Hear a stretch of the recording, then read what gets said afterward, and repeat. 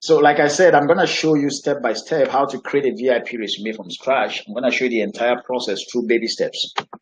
Okay. So we're going to cover 3 big secrets that will help you land a big time job. I'm going to show you, like I said, the entire process. So we're going to start with secret number 1. So secret number 1 is how to create an attention hijacking interview getting resume, and exactly how to craft compelling attention hijacking statements that captures a hiring manager's attention and literally forces them to call you for an interview. Okay. Even if you consider yourself a poor communicator with mediocre writing or language skills, I'm going to show you that. Secret number 2 is I'm going to share my top secret 430 plan for getting at least 4 job interviews in 30 days. Now, if you've been struggling to get job interviews or failed at the last 1 or 2 job interviews you got, that is, you actually squandered what you considered at the time as a golden job opportunity and are almost losing faith in yourself, this plan that I'm going to show you will revive your spirit and enable you to get more amazing job opportunities, job interview opportunities. Okay. Secret number 3, I'm going to show you why and how every job description carries within it hidden clues to succeeding at the job interview. You will learn how to intelligently exploit 3 loopholes on every job description that are crucial to closing the deal and landing the job. Now, if you failed in the past, you may have had job interviews where you failed in the past. This will skyrocket your confidence even if others around you have begun losing faith in you. Okay? Now, let's start with secret number 1. How to create an attention hijacking interview getting resume, and how to craft those attention hijacking statements that captures a hiring manager's attention and forces them to call you for an interview. Like I said, I'm going to show you this and you'll be able to see how you can do this, even if you consider yourself a poor communicator with mediocre writing or language skills. Okay. Now let's start with this fundamental question. So why do most people, why most people don't get job interviews? Okay. So in other words, there is this problem. If you are here in this free training, it's because either you are not satisfied with the number of interviews you are presently getting, or you are getting interviews but you are not closing them. That's why you're here, and that's why I'm doing this training. But let's start from the basics. Let's start by showing you how to get more job interviews, and let's start by asking the question, why do most people don't get job interviews? Okay. Now there are 2 reasons. The first reason is that they can't clearly demonstrate their unique value. Okay. And also they can't answer a key question. I call this the $1 million question when it comes to the job market. There's a question that is in every hiring manager's mind towards you, and they are asking you that, why should we hire you given that we have many other candidates just like you? Okay. So that's the fundamental question we need to answer here. So if you can answer this question, then you can create a very, very powerful resume. But most people don't take this question seriously. Okay. Most people don't address this question. They just send their resume and hope and pray that they will be called. The next reason is what I call ineffective targeting of the job description. Every job has a job description, and the job description defines the requirements for the job. It tells what's to be done, and it also tells you the kind of person you are supposed to be in order to do what's to be done. So that document carries everything about the job. And so you can't successfully apply and get interviews if you don't really focus on that document and go line by line and check out all of the responsibilities and make sure that you can deliver on them and actually demonstrate that you can deliver on those responsibilities. Okay. So those are 2 big problems that I see. Again, I know this because I've been there. Okay. I've suffered from this myself. Okay. Let's start with the first one. They can't clearly demonstrate unique value. What does unique value mean? Now, you see, for every job that you apply for, there are maybe tens, hundreds, or even thousands of people who are competing for the same job. Okay, so in other words, You need to demonstrate the kind of unique value you can bring to the employer. Okay? I'm going to show you what this means. This is very profound. Okay, so I'm going to show you how to answer this question. Why should we hire you? I'm sorry. There's a mistake here with the spelling. I actually want to mean hire, not high. Okay, why should we hire you, given that we have many other candidates just like you? Okay, that is the question. So I'm going to show you what I call 4 deadly sins. So there are 4 deadly sins here. So the first one is people have what we call me too phrasing of their value. In other words, most people's resumes is just like every other person else's resume. You may think that yours is different, but by the time I'll be walking you through some of the examples and some of the things I've noticed in the job market, you'll be completely surprised. So that is the first deadly sin. The next deadly sin is lack of specifics, like not being specific enough. Okay, so for example, again, I'm going to show you examples, but when you say, I know how to do monthly reconciliations, imagine that 100 people are saying on their accounting resume that they know how to do monthly financial reconciliations. The hiring manager is confused. Who can do the monthly reconciliation better than the other person? So there are no specifics. Anybody can. I'm going to give you an example. Let's say you want to hire a wedding planner for your wedding, and you have 3 wedding planners, and the first one comes and tells you, I know how to organize a befitting wedding, or I know how to organize a very glamorous wedding. The next person comes and tells you, I know how to organize an amazing wedding. And the next person comes and tells you, I know how to, I'm going to give you the best wedding of your lifetime. It's difficult because those statements they don't carry specifics. It's difficult to tell between person 1, 2, and 3 which of the 3 can give you exactly what you want. So they are not being specific enough. You see what I mean? So I'm going to teach you how to be specific. Okay, how to separate yourself from the crowd, how to create unique value, how to demonstrate unique value, so that you are seen as the ideal candidate for the job. Okay, so like I said, they are not creating uniqueness. Okay, so that's the third point. The next point is not creating fascination and curiosity. Now, this is where most people fail. You see,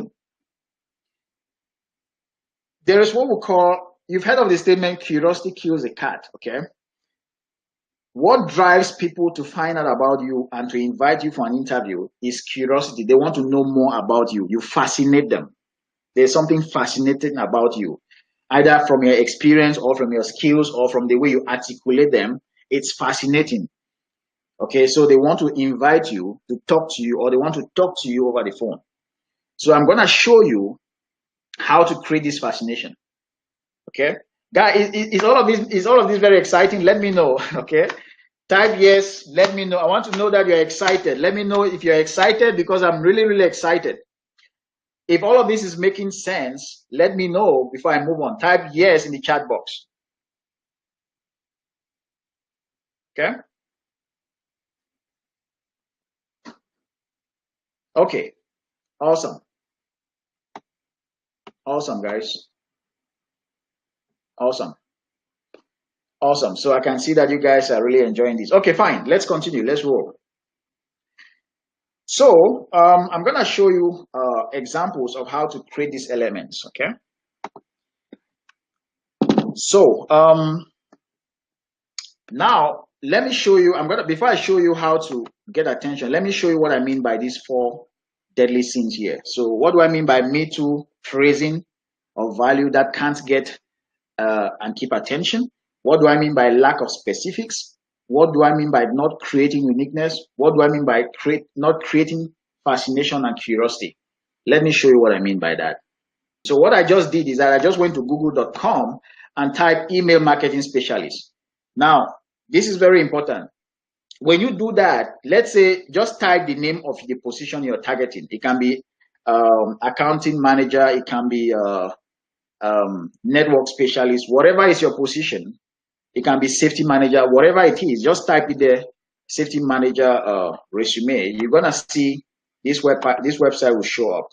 This website they call jobhero.com. Now, this is where most people go to go and do what I call Me Too resumes. Okay, so this website is reputable for showing. Let me show you what you find there. It will give you samples of resumes. It will give you sample responsibility statements and all of that. So what most people do, and you know that Google is democratic, so everybody can access it. What most people do is that they will come here, they will stumble on this website, they will see email marketing specialists, resume samples, and then they will scroll down and they will see these example statements here. These are example statements that they will see here. Okay. Now they will copy this and they will look at the ones that are exciting to them and they will copy it based on what they want to do on their resume and they will paste it there. Now the problem is that most people are doing the same thing because you are not the only one who has access to Google. So all of these resumes here are mostly rehashed stuff that hiring managers, when they see them in front of them, remember when I talked about the 3 wedding planners who were not being specific enough? This is an example here.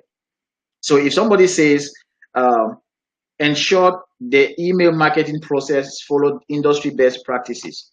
Now, just imagine that 10 different candidates are saying that I ensured email marketing process followed industry best practices. It's difficult to tell who can do the ensuring more than the other. Does that make sense? So, in other words, that is what I call lack of specificity.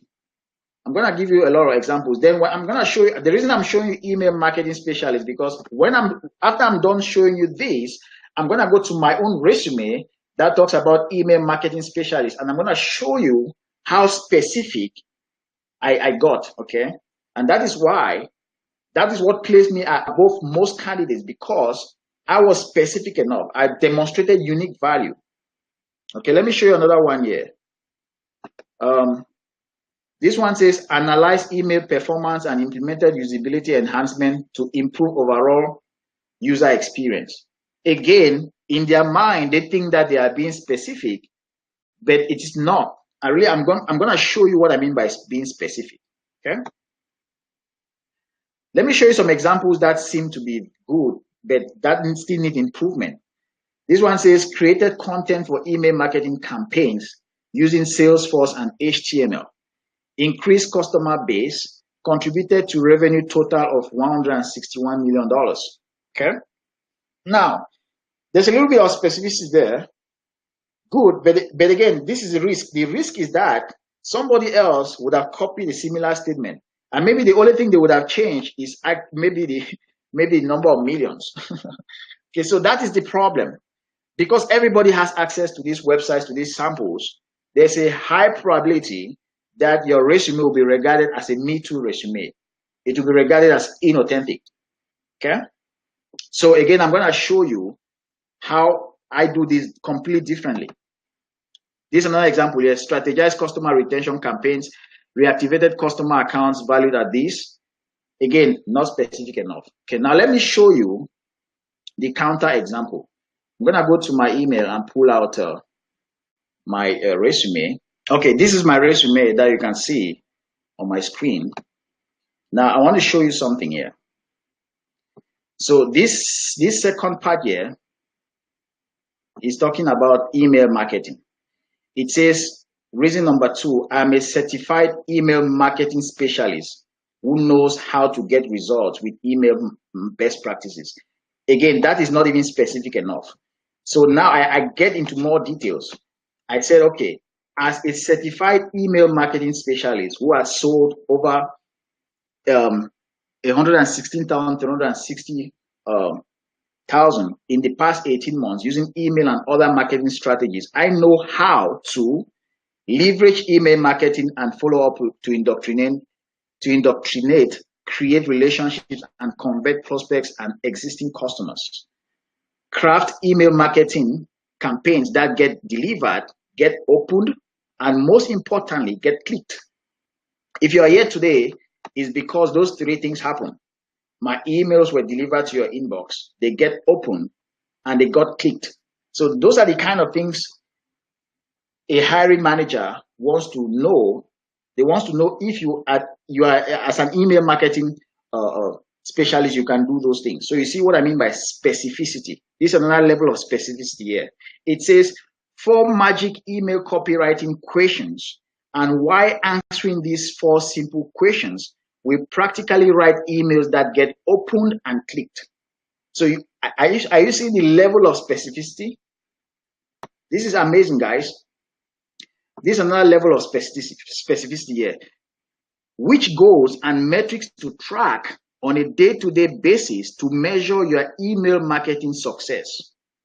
Okay, so I'm telling the hiring manager that I know which goals and metrics to track. Okay, this is another one here. 3 segmentation strategies that actually work and ensure that you are only mailing to your perfect prospects. This is how to send multiple campaigns and offers without burning up your email list. Okay, this is another example here. The 5 types of email campaigns you should be using in your business and how to storyboard and craft each one of them. Okay. So you see, that is what I mean by specificity. I'm going to take another example. So I'm going to go back here. This time, I'm going to type a different, I'm going to type something like real estate analyst. The reason I'm choosing this one is because it's a recent resume I did for a client, so I can show you what I mean by being specific and not being specific. Okay. Recently, I had a client who is based here in Dallas, Texas, who just newly came to the US and is looking for her first job. And as you can imagine, there's a lot of competition, and so she needs to compete in the job market. Now, she's been trying to get job interviews, and she's not. So, and the reason is because of what I'm going to show you right here. So, look at something here. This statement says, perform feasibility studies, financial analysis, and due diligence for all new real estate acquisitions. Okay? So, pay attention to that statement. Perform feasibility studies, financial analysis for all new real estate acquisitions. Okay. You can clearly see that if many people are saying the same thing, it is not specific enough. Because when you say I can perform or I perform feasibility studies, imagine that Jack says he performed feasibility studies. Mary says he performed feasibility studies. Andrew says he performed feasibility studies. Now the hiring manager is confused. Who can perform feasibility studies to the qualities or to the characteristics that the hiring manager wants? You need to get more specific. So I'm going to show you how I solve this problem in my client's VIP resume. So let me pull it up for you to see. I'm going to scroll down. So this is it here. Reason number 2, I have performed feasibility studies, financial analysis, and due diligence on 3 big real estate projects that ended in successful and profitable acquisitions. Now, right from the get-go, there's a little bit of specificity there, but it's not enough. Because why is it? It says, I did the feasibility, financial analysis, and due diligence on 3 big real estate projects. So that's the first level of specificity. And then second, it ended up successfully. It ended up in successful and profitable acquisitions. That's another level of specificity. But that's not all. That alone will not get you the interview. Okay. So we get more specific. We said here that with 5 years experience in commercial real estate, and after analyzing 3 big real estate projects that led to successful acquisitions, I know how to collect, compile, analyze, and present financial data using Argus and Excel spreadsheet. Again, it's not enough. You need to give more details. Second, I know how to make data-backed investment evaluation and recommendation to senior management. And they will still say, okay, and so what? And what else? You say, I have great mastery of the different documents and data sources to use for such analysis, including exactly what and where to look. You see how specific we are getting now?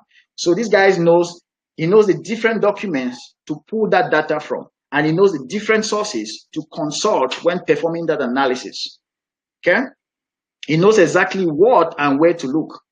Now, when he says he knows exactly what and where to look, that is creating curiosity in the hiring manager's mind, because now the hiring manager is saying that, okay, I want to know, I want you to tell me what to look for, and I want you to tell me where to look. So that is what I call fascination and curiosity. These are these little things that forces a hiring manager to want to invite you for an interview. Now, that is not all. Look at here. It says financial statements, lease documents, market trends are just 3 of the many. So he teases the hiring manager even more. We are teasing the hiring manager even more. We are saying that, remember in this previous statement, we said, I have a mastery of the sources of data. We create more curiosity by the following statement, by saying that one of the sources is financial statements, another source is lease documents, another source is market trends, but they are just 3 of many. I look forward, now this is a killer, pay attention here. This is a killer. I look forward to reveal the other data sources in the interview. I look forward to reveal the other data sources in the job interview. Now, this is very powerful because this guy or this lady has already listed 3 of the sources. So that creates credibility in the eyes of the hiring manager. And saying that she will deliver the rest on the interview, it literally forces the hiring manager to want to speak to her, at least over the phone, and then if not in a face-to-face interview. Do you see how powerful this is? Okay, we go even further. Let me show you more. It says, I look forward to the interviews to share how I put together a 14-point checklist that helped first group reap mighty rewards in land investing while avoiding the usual pitfalls and much more. See that? 14-point checklist. What are the 14 points? Hiring manager wants to know. They want to invite you to come and tell them those 14 points. That is what we call curiosity and fascination. You fascinate the hiring manager to the point where they want to speak to you.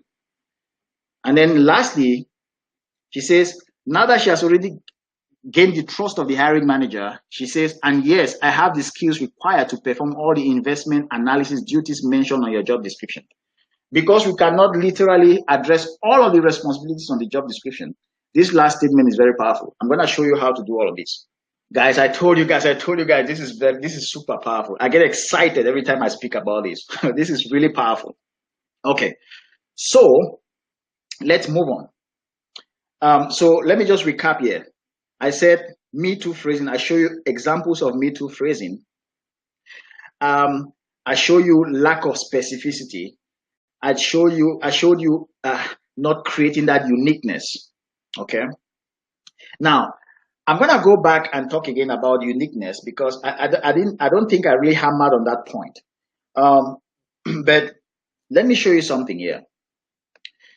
I'm gonna go back and share my screen, okay? Because this is very important. First, I'm gonna go back here and show you something. Remember this question that I said the hiring manager is asking, why should we hire you given that we have many other candidates just like you? You have to show them that you're unique and you're different and that you can bring more to the table than the other candidates. Let me show you how the VIP resume does that. Now, this is what I call uniqueness. If you look at this statement here, this headline here. Now, remember when I told you in my Facebook post, if for those of you who read that post, I said that most people use the words, they start their resume with their name in big bold letters or in big bold font. And I don't do that. Okay, remember I told you in my Facebook post that I do the complete opposite of what most people do in the resume writing world. Now, this is an example of that. So rather than starting with your name, you start with a headline. You start with what's neat for the hiring manager. You start by showing that uniqueness, why you're different. So this statement says 9 big reasons why I'm the kind of real estate analyst you're looking to hire. You see that? That is a positioning statement. So you're telling them right off the bat. Remember the question that they asked. They are asking, why should we hire you, given that we have hundreds or thousands of other candidates just like you? You are responding to that question by saying, these are 9 big reasons why I'm the kind of real estate analyst you're looking to hire. You see that?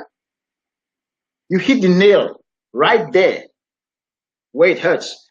So just that statement alone gets the attention of the hiring manager right from the get-go. And you can see that the name of your name can be at the side. Your name is not very important. Your name should not be a headline. I see people using their names as headline in their resume. I'm going to show you what I mean by that. So let me just show you an example here. So as you can see on this resume here, the person's name is here. That's the first thing you see. Okay, it says Jessica Claire. It doesn't grab attention. Now, your name is not a headline, except your name is like Barack Obama or Donald Trump. The name Donald Trump or Barack Obama is a headline in and of itself, but your name is not a headline. You have to tell the hiring manager why they should look at your resume any further. So I hope you can see that. So this is my own here. 12 big reasons why I'm the kind of email marketing specialist you're looking to hire. Okay. And now they can see the 12 reasons. They want to know the 12 reasons. That's good. Let me show you another aspect of uniqueness. It is not only at the level of the headline. I'm going to show you how you actually take something and make it unique to you. So I'm going to show you an example. Remember, this person said here that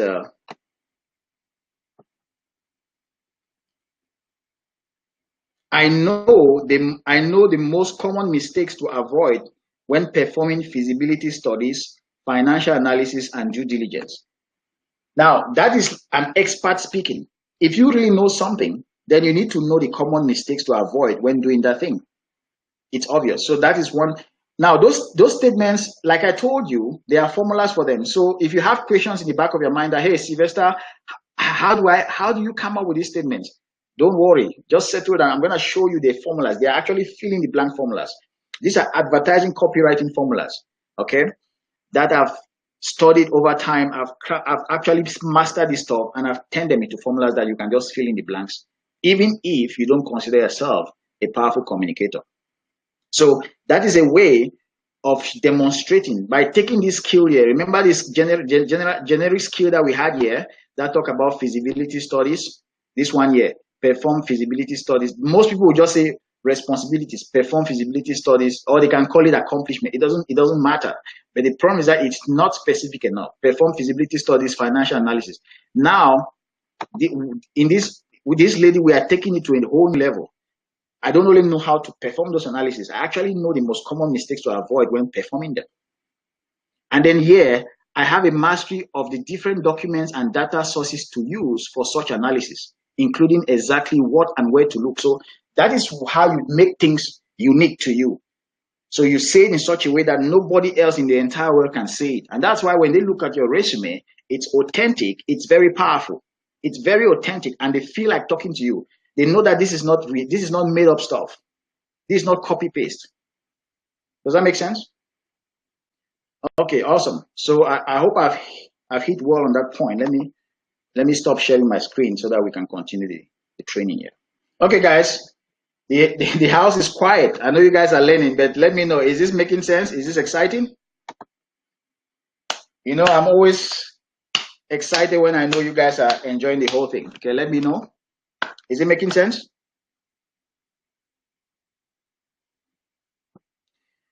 Fury says, are these reasons crafted from one's strength or based on the job description? We're going to get to that, okay? I like the fact that you are moving ahead. We're going to get to that. So actually, I'm going to show you the process, how this is done.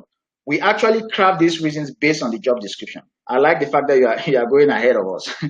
I'm going to show you how we do that, okay? So yes, these reasons are crafted based on the job description. So actually what we do is that the process is looking for multiple job descriptions and trying to see the most common responsibilities that feature on most job descriptions. So let's say you are an accountant. You have to look at maybe 10 or 5 different job descriptions and look at the core responsibilities of an accountant, and you know that those responsibilities will always feature in an accounting job, the most important ones. You can choose about 5 or 10 of them. And then you use that to create those statements, those reasons. Those reasons are actually addressing each major responsibility for your type of job title that you're targeting. Again, we're going to get there. Does that answer your questions? Maui, let me know if that answers your question. But don't worry, we're going to get there. Okay? Okay, awesome. So let's continue. So the question now is, how do you get attention? Okay? So how do we come up with these statements? That was a question at the back of your mind when I was going through all of those things. Let me show you how we craft those statements. What's the process? What's the formula? Okay? How I've made it simple over the years. I've been doing this for the past 6 years, man. I become an expert in doing this. Okay, so when you do something for so many years, you can create formulas, you can create patterns, you can create copy, paste, modifies processes for people. Okay, so let me show you something here. So so there are two steps in the process. The first thing is use what we call gold digging questionnaire. So let me show you what I mean by a gold digging questionnaire. And the second step is to use what I call fascination formulas. Now, those statements that the statement I showed you, those fascinating, curiosity creating statements, those are what I call fascination statements. Now, I haven't shown you the gold digging questionnaire yet, but the gold digging questionnaire is even more important than the fascination statement, because when you go through the gold digging questionnaire, it's now very easy to use those fascination formulas to craft those powerful statements. So let me show you what I mean. Okay, fine. So this is what I call the gold digging questionnaire. So this questionnaire helps you find out what the hiring manager wants to know. Okay.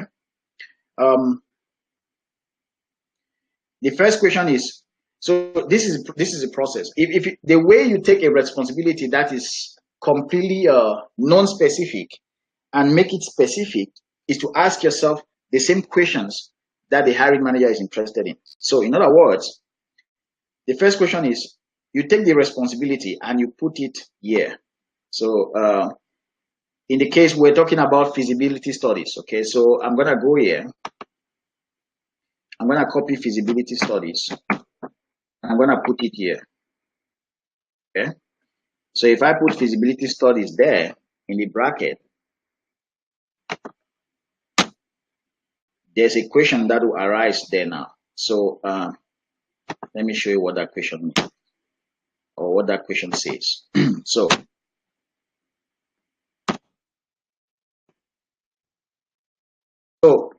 this is a question. It says, focusing on this responsibility. This is a responsibility there. Yeah, I'm gonna highlight it so that everybody can see.